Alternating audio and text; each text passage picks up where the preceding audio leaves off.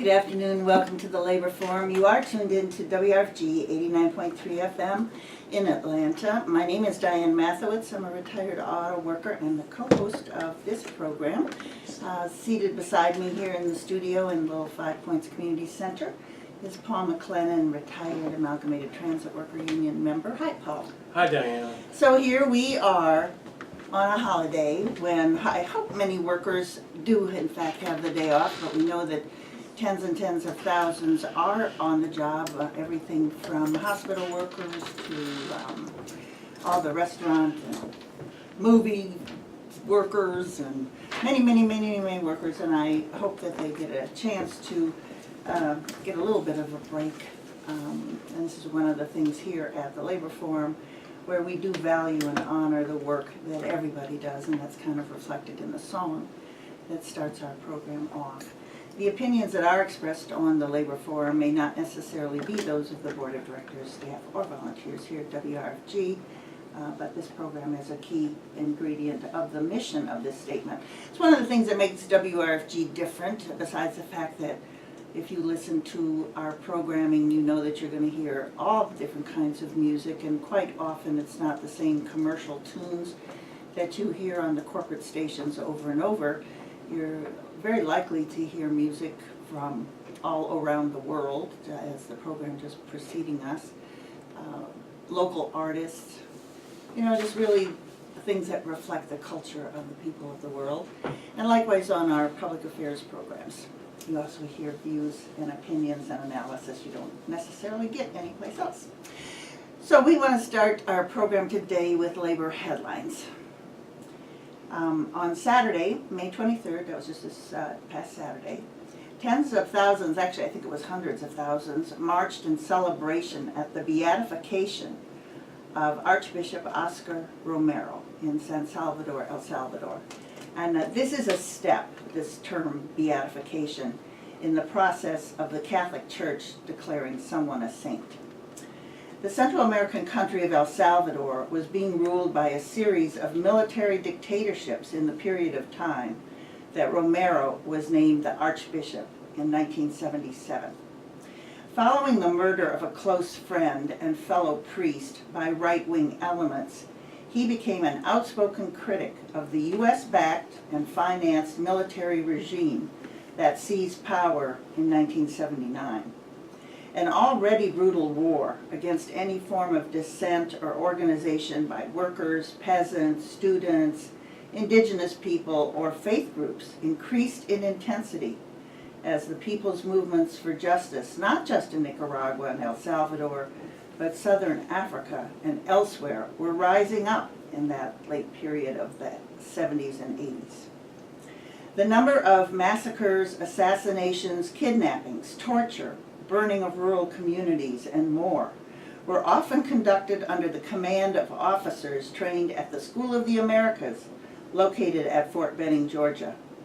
However, most of the rank-and-file soldiers came from poor families who were themselves being targeted by government and paramilitary forces.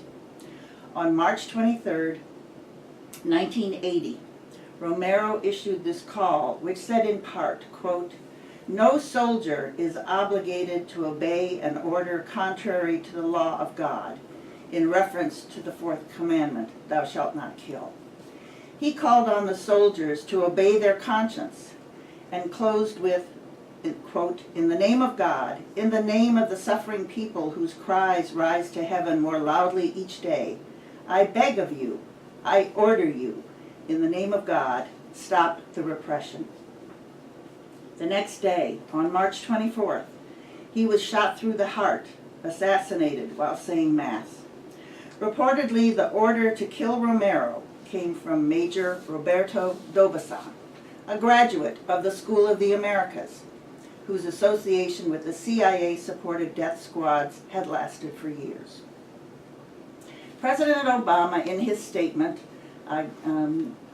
presented at the beatification ceremony, lauded Romero's stance against government repression and his advocacy for the poor, but made no reference to the U.S. role in politically backing, training, and arming the right-wing military and El Salvador's clique of oligarchic rich families, which murdered tens of thousands and forced many thousands more to flee their country. One of those victims of U.S. policy in El Salvador was Maria Guardado, who recently died in Los Angeles at age 81. I had the privilege of meeting her some years ago.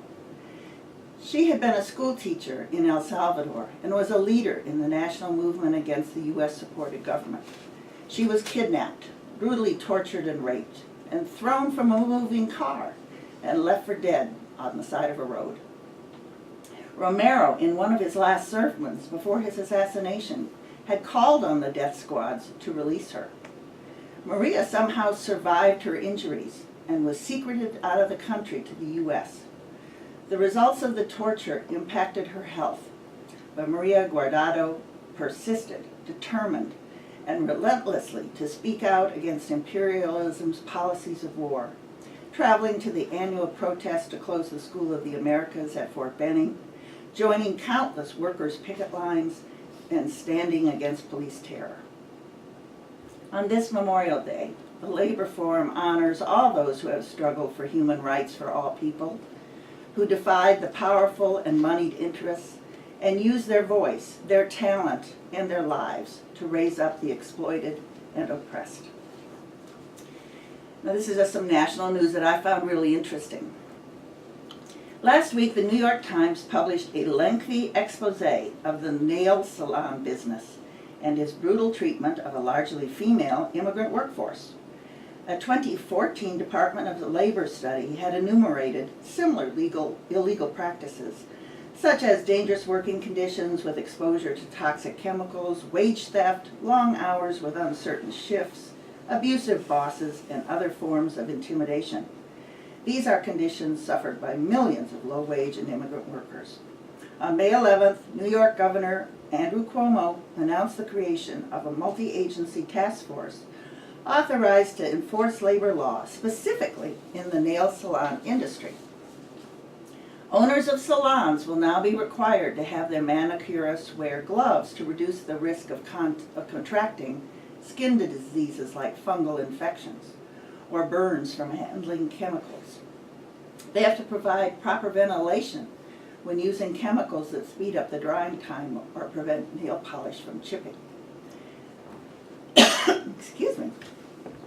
As well, they are to conduct Know Your Rights sessions in 6 languages, most commonly used by salon employees. The Labor Forum would be interested in learning about conditions in Atlanta nail salons. So if you have any information, please do email us at laborforumwrfg@gmail.com if you've got that information, and particularly if you've ever been a worker at a nail salon. And that includes our headlines for today, and we're going to move right on to what you're going to really find interesting about the history of Memorial Day. Paul. Thanks, Diane. I heard someone say once that you can learn the real history of this country, you just have to know where to look. We just did a story here 2 weeks ago about the real history of Mother's Day, with its original anti-war intent and purpose. Another example of something we think we know the meaning of, which has really been hidden from us, is the origin of Memorial Day, a federal holiday in the U.S. that is used to remember the people who died while serving in this country's armed forces. In fact, we now know that the first widely publicized observance of a Memorial Day type holiday was initiated by former African American slaves just after the end of the Civil War in 1865. Historian David Blight documented that during the war, Union soldiers who were prisoners of war had been held at the Hampton Park Race Course in Charleston, South Carolina. The land was, by 1769, part of a plantation owned by John Gibbs and known as the Orange Grove Plantation.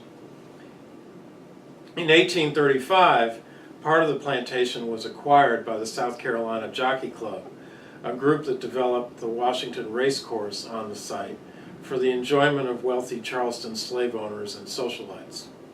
During the final year of the Civil War, the Confederates had converted the horse track into an outdoor prison. Union soldiers were kept in horrible conditions in the interior of the track, At least 257 died of exposure, malnourishment, and disease, and were hastily buried in a mass grave behind the grandstand. After a long siege, a prolonged bombardment for months from all around the harbor, and numerous fires, the port city of Charleston, South Carolina, where the war had begun in April 1861, lay in ruin by the spring of 1865. The city was largely abandoned by white residents by late February. Among the first troops to enter and march up Meeting Street, singing liberation songs, was the 21st U.S. Colored Infantry. Their commander accepted the formal surrender of the city. Thousands of black Charlestonians, most former slaves, remained in the city and conducted a series of commemorations to declare their sense of the meaning of the war. Within 10 days, some 28 black workmen went to the race course, reburied the 257 Union dead properly, and built a 10-foot high fence around the cemetery. They whitewashed the fence and built an archway over the entrance on which they inscribed the words, "Martyrs of the Racecourse." Together with teachers and missionaries, black residents of Charleston organized a May Day ceremony in 1865, which was covered by the New York Tribune and other national papers. At 9 a.m. on May 1st, the procession stepped off, led by 3,000 black schoolchildren, carrying armloads of roses and singing John Brown's Body. The children were followed by several hundred black women with baskets of flowers, wreaths, and crosses. Then came black men marching in cadence, followed by contingents of Union infantry and other black and white citizens. Nearly 10,000 people, mostly freed men, gathered to commemorate the war dead. Involved were the children newly enrolled in freedmen's schools, as well as mutual aid societies, Union troops, black ministers, and white northern missionaries. Most brought flowers to lay on the burial field. Following the solemn dedication, the crowd dispersed into the infield and enjoyed food, listened to speeches, and watched soldiers drill. Among the full brigade of Union infantry participating was the famous 54th Massachusetts and the 34th and 104th U.S. Colored Troops, who performed a special double-column march around the gravesite. The war was over, and Decoration Day had been founded by African Americans in a ritual of remembrance and consecration. The war, they had boldly announced, had been all about the triumph of their emancipation over a slaveholders' republic. In Charleston, what you have there, historian David Blight said, is black Americans recently freed from slavery, announcing to the world with their flowers, their feet, and their songs what the war had been about. What they basically were creating was the Independence Day of a second American Revolution. So, listeners, Memorial Day is not mattress sale day or any other sale day.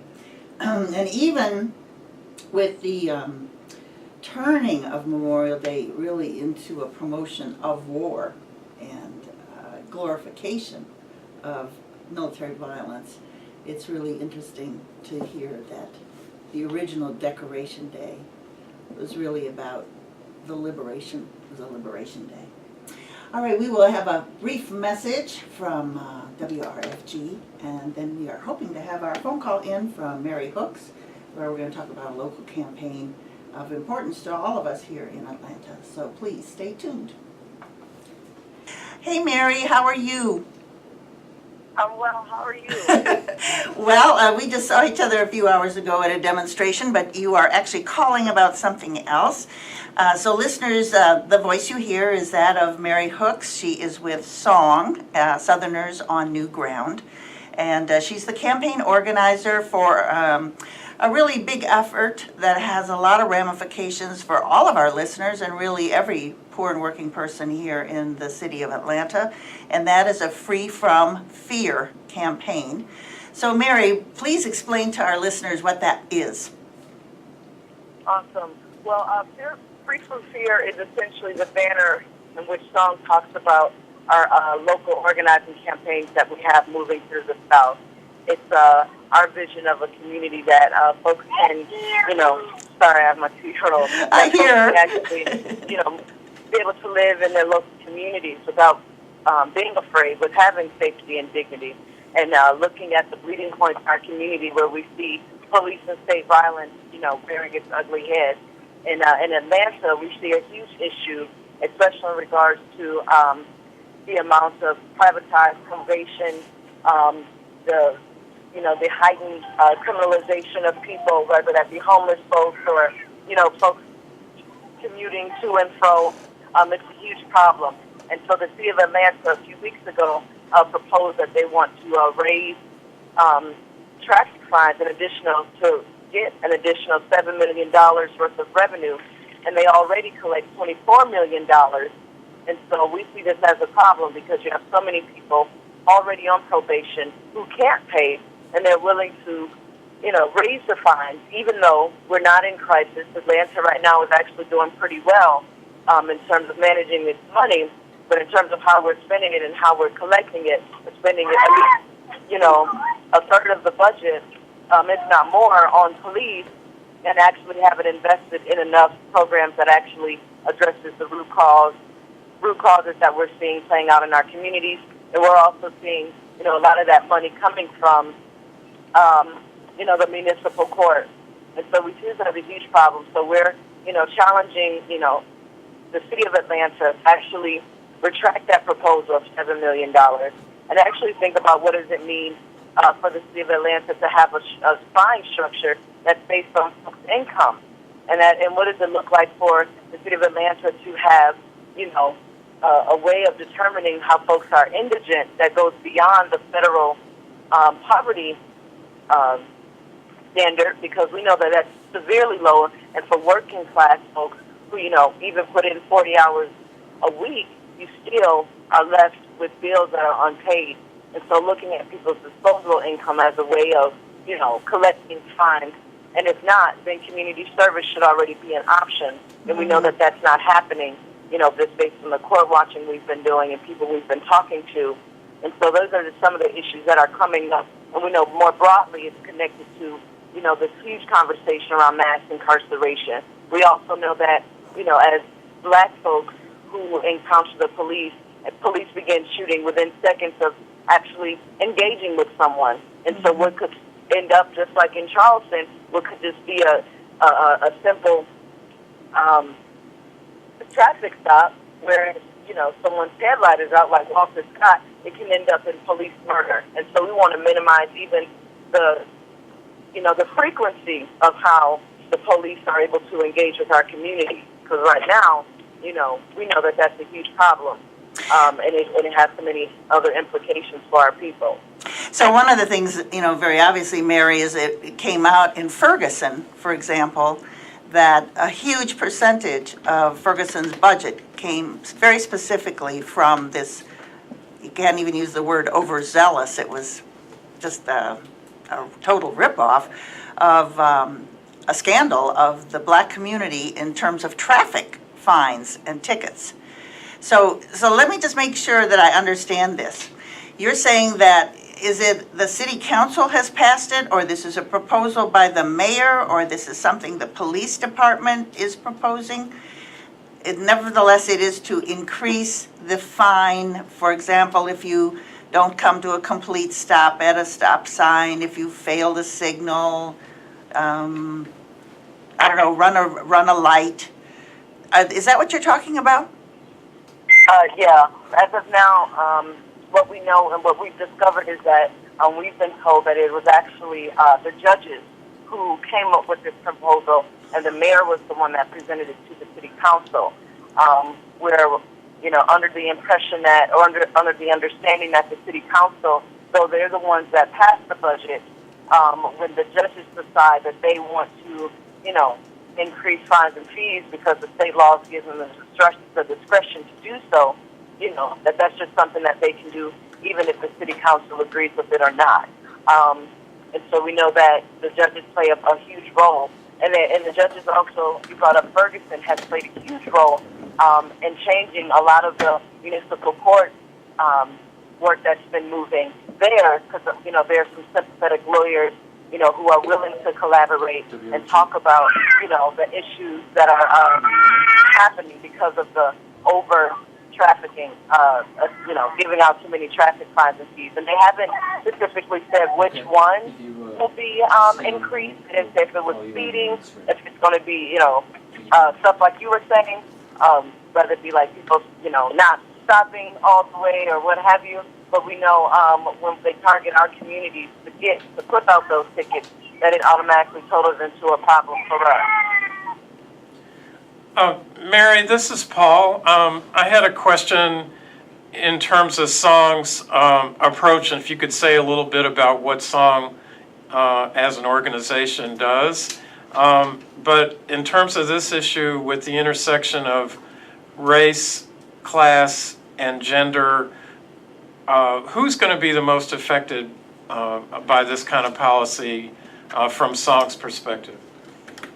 Well, from our perspective, those in our base who identify as LGBTQ, those who are black and brown, our immigrant folks, people of color, our working class constituents, will certainly feel the effects of this. We already know that with the work that we've been supporting with SNAP codes and doing some amazing work around pre-booking diversion, that the city of Atlanta, over the last few years has, also targeted trans women of color, for nonviolent offenses such as, walking down the street and profiling them to say that they're doing sex work. And so we know that those most vulnerable in our base are black and brown, queer, and trans folks. And, we know that this is also an issue that cuts across all of those intersections that you named, Paul. And that's, and that's our approach to the work. We develop and build LGBTQ leadership, and we also do that in a way that we can work across issues of racial and economic justice and police and state violence, because we know that, everyone's feeling it. It just, giving the layers of identities that you bring and how you show up to the world, that sometimes that can come with a different sort of blow. But when it's all said and done, it impacts us all in a way that, needs to be fought for and fought against and collectively.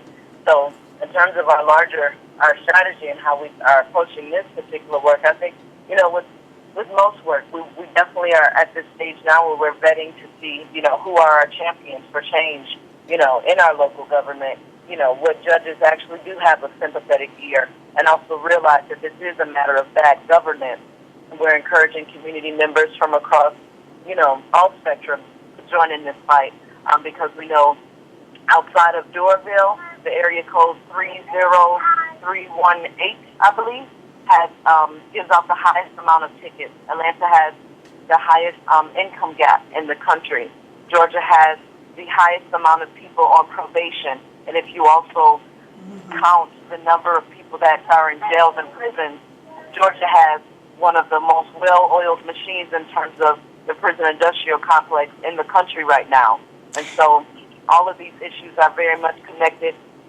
All of us can fall prey to the traps that the police have set out in terms of criminalizing our people. And so we want to make sure that we create a broad strategy where people can find themselves in a role and willing to take on the work if they seem, if they're willing to do so. But we're definitely going to need some people power on the ground. And so Mary, we have just a few seconds left. Would you go ahead and let people know exactly how they can reach you, Song, about this campaign to push back on the increase of these fees and fines? Awesome. This Thursday we'll be having a community forum at 6:30 at the Hunger Coalition located at 9 Gammon Road in Atlanta, Georgia. And the zip code is 30315, I believe.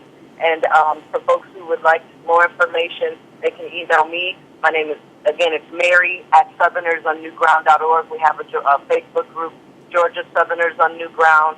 Our social media handles is Ignite Kindred. So that's the best way to plug in. But we hope to see the masses of folks on the 28th this Thursday. And then on June 1st, we're also going to be having a ticket picket at noon right before the city council meeting starts. So we're going to do that at the courthouse, the municipal court. Thank you so much, Mary Hooks. And we'll definitely have a follow-up on this campaign. Awesome. Thank y'all so much. And All Paul, right. good to hear your voice. Thank you, Mary. All right, take All right. care. Bye now. All right, bye. We're going to take a short break for another message, and then our two guests are on the phone from Selma, Alabama. I know that those of you who have been following the struggle of the workers at the Lear Auto Parts Plant will be most interested to hear what Kim and Latasha have to say. So please stay tuned. Just one more little message.